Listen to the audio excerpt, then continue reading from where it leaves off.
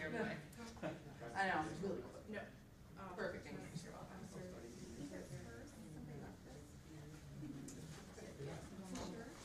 No, I think that's anyone. Oh my gosh.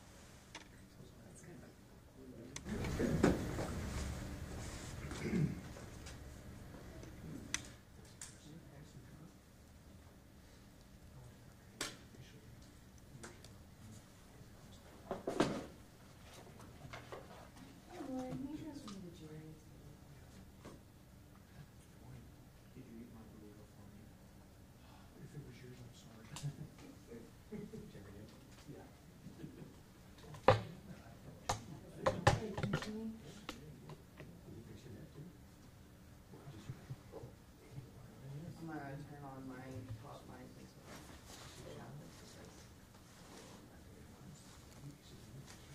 But it won't go out still. I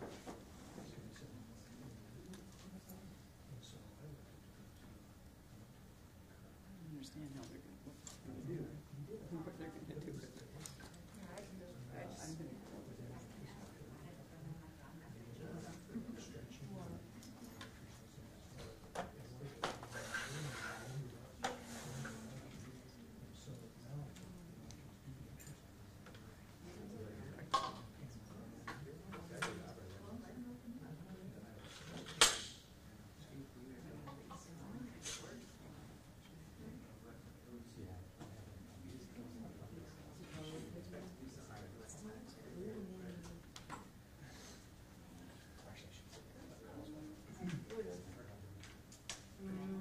Mine looks pretty similar. It's just a broom. Okay. Yeah.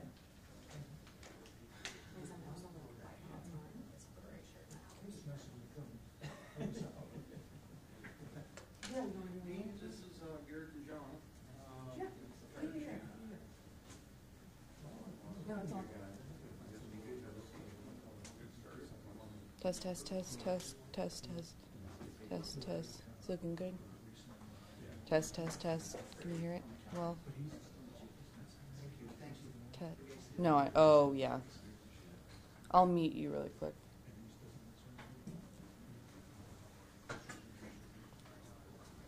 Okay, cool. Yeah.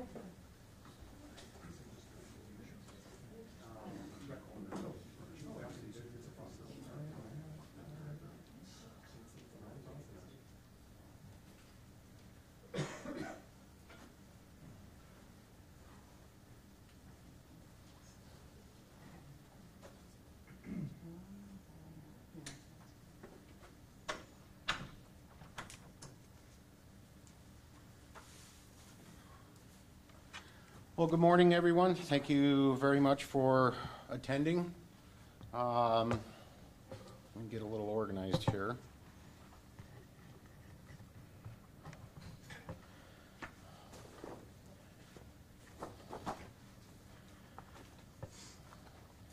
This morning we're going to release the information concerning the explosion and fire that occurred on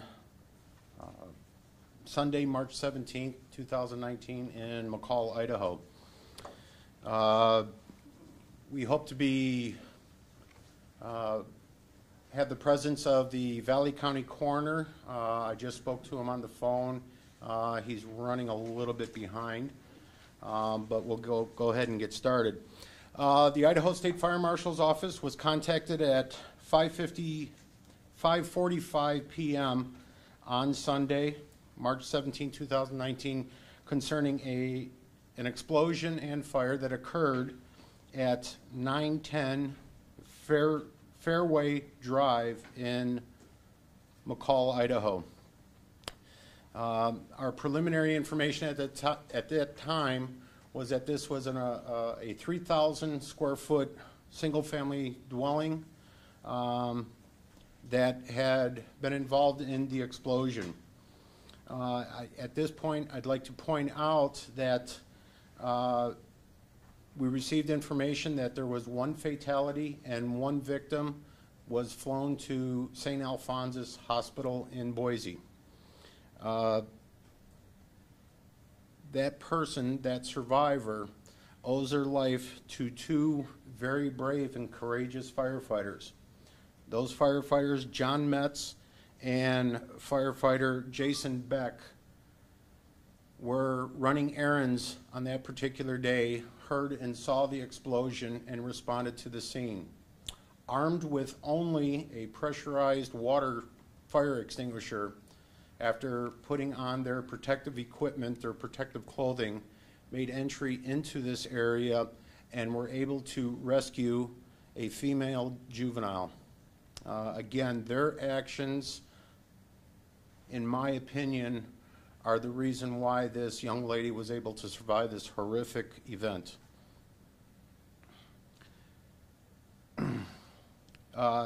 Because of the magnitude of this incident, a response from the Fire Marshal's office consisted of myself, Chief Deputy Tom Mraz, and Investigator Alan Perry. Chief Deputy Mraz and Investigator Perry arrived on the scene at approximately 9 p.m. that same evening. I arrived on the scene approximately an hour later. Based on our observations, there was an immediate concern of what occurred. Was this in fact a flammable gas explosion, or was this something else as a high explosive? Because of that, contact was made with the Alcohol, Tobacco, and Firearms, and they responded the following day with an investigator and an explosives expert. Working with the coroner's office, Scott Carver, the deceased victim, was removed and transported to the Valley County Coroner's Office for positive identification. Just this morning, I have been informed that the victim has been positively identified through DNA analysis. The deceased has been identified as Jonathan Robinson Field, Jr., age 69, of McCall. Our condolences go out to the family of this gentleman, and we wish them all the best, and we also wish a speedy recovery of the female juvenile. The extent of her injuries are protected by the Health Information Privacy Act, so we will not be releasing any of that information at this time. Because of the evening event, it was decided that the investigation would start the following morning at first light. An investigation team from our office, the Bureau of Alcohol, Tobacco, and Firearms, the McCall Fire Department, the McCall Police Department was assembled. I would like to point out that we had additional resources to assist with mitigating some of the hazards. Those agencies were the Payette Lake Sewer District and the McCall Water Department. Idaho State Police were also contacted. Their resource of a drone was used to take aerial photographs of the debris field. This debris field was scattered over 200 yards away from the blast zone. They provided excellent photography for us to begin our investigation. I have a few that I will be happy to share with you.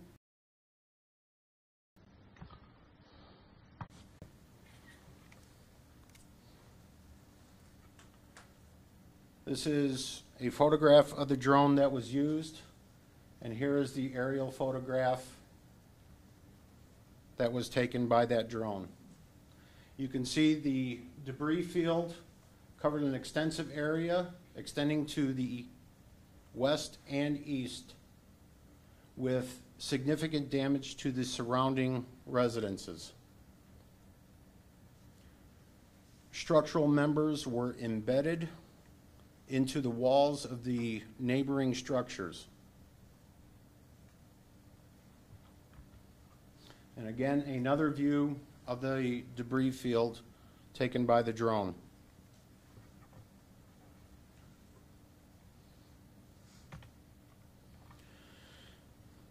Our efforts were concentrated in the epicenter of the explosion. The explosives expert from the Bureau of Alcohol, Tobacco, and Firearms verified that this was indeed a flammable gas explosion rather than a high explosive. After sifting through the debris, our focus became on the crawl space of this residence. There was a crawl space approximately 3 feet deep on the lower level. An examination of the propane and propane equipment was completed by our office. The meter was severely damaged by the ensuing fire.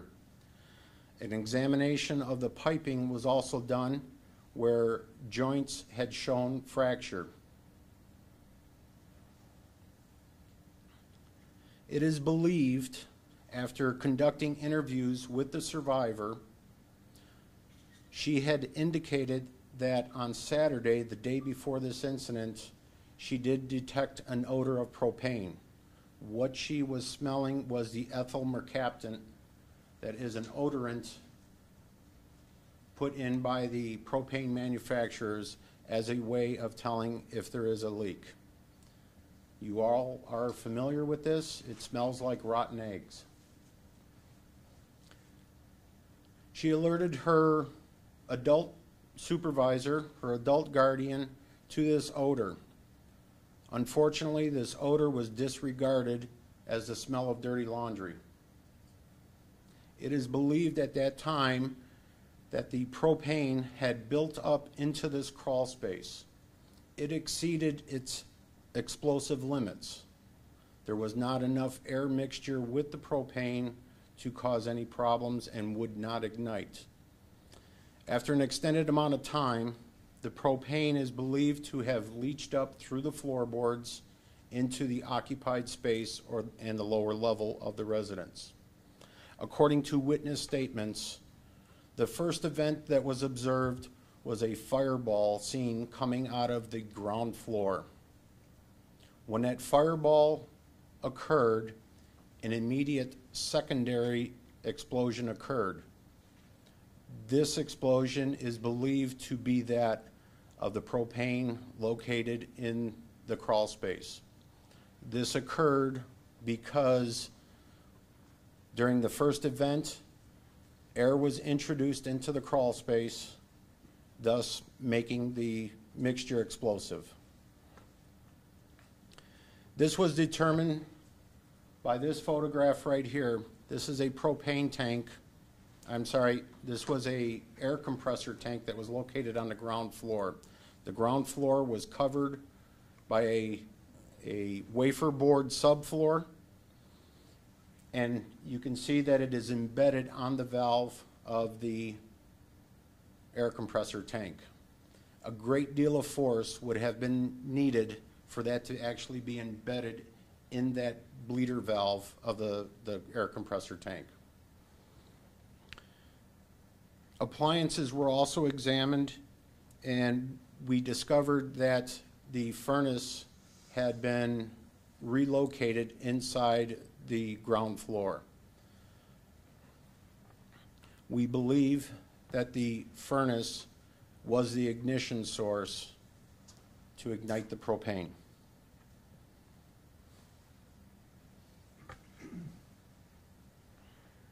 Again, all of the piping for the propane was examined, and there were several fractures at the joints.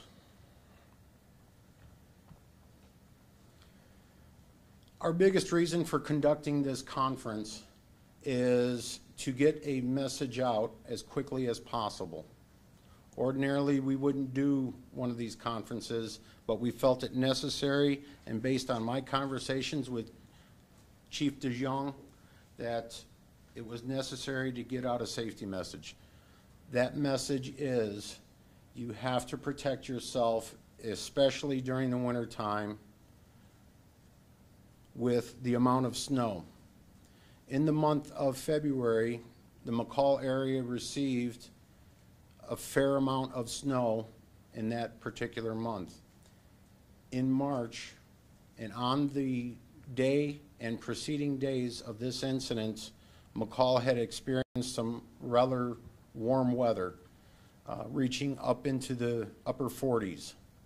It is believed that with this warmer weather and a series of snow slides that were indicated by the witness,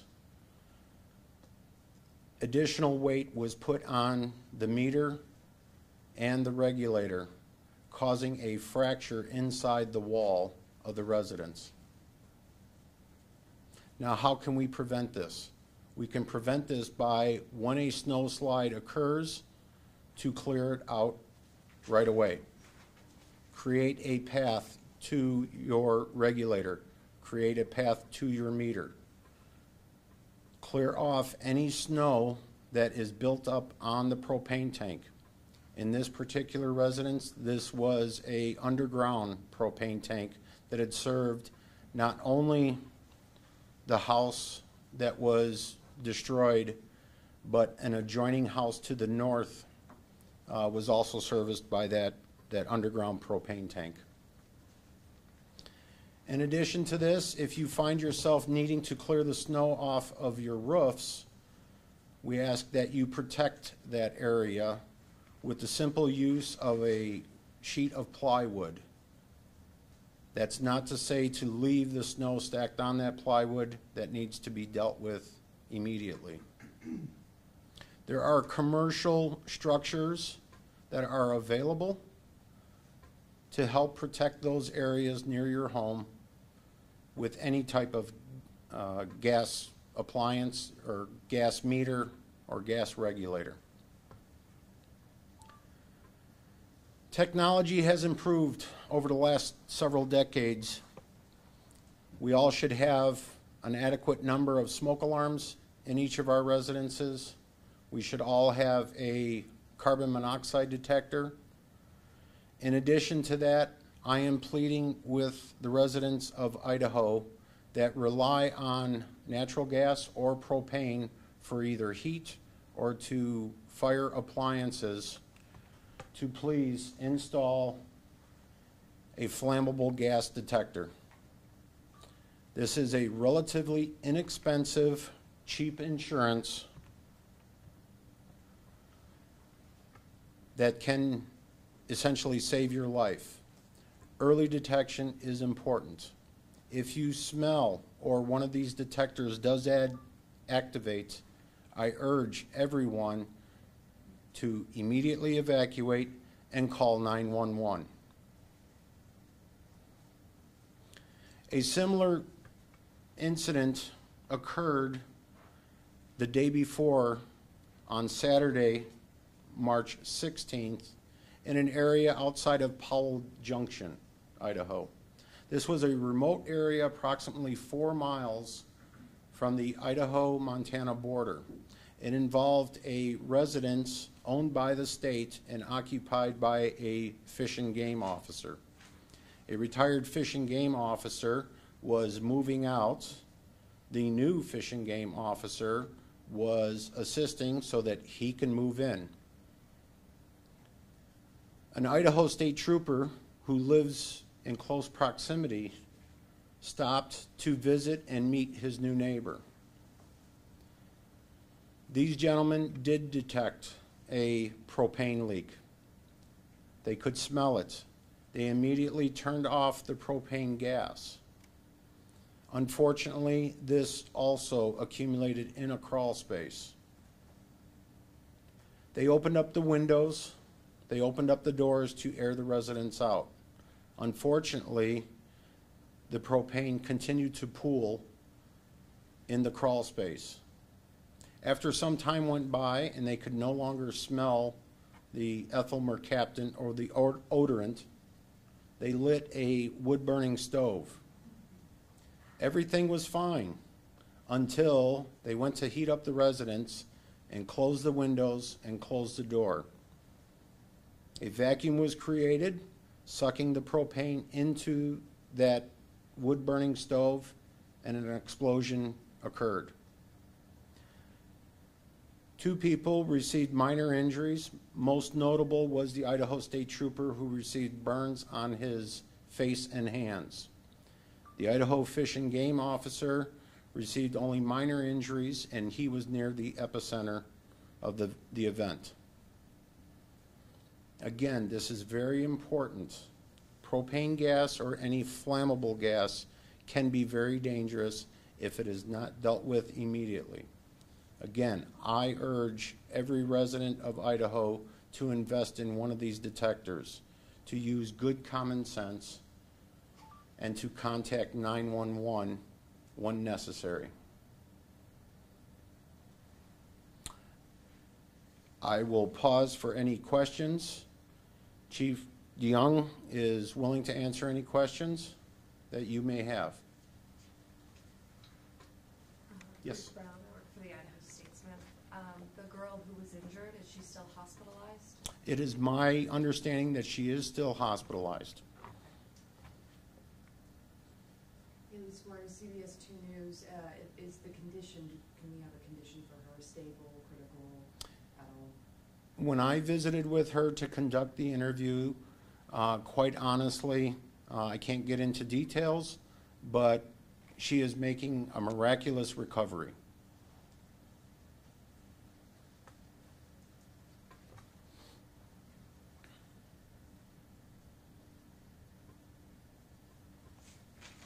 I got a question about this,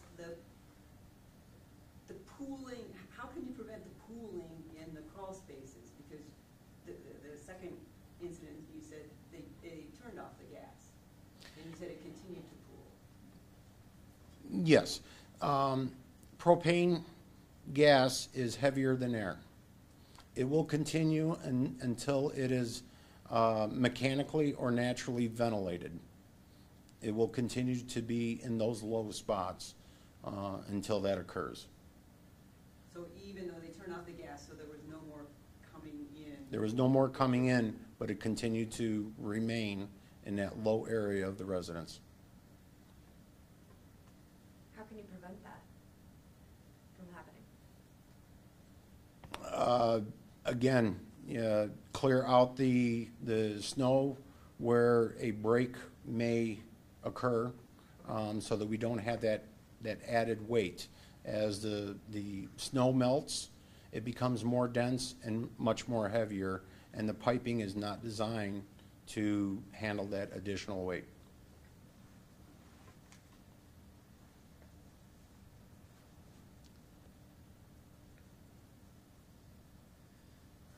Well, if there are no further questions, this concludes this conference.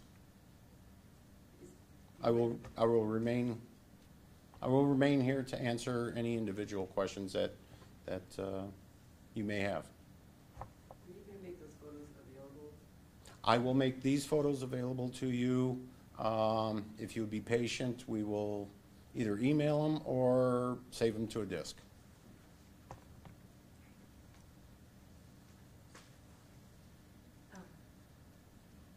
I don't know if will the coroner release the spelling of the name regarding the deceased man? Do you have that? Yes, I do. The deceased spelling of his first name is Jonathan, Jonathan. Middle name, Robinson, Robinson.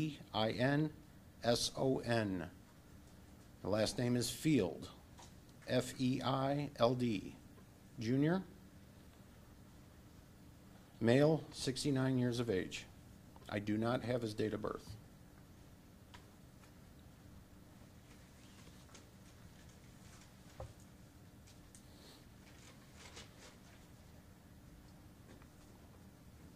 Okay?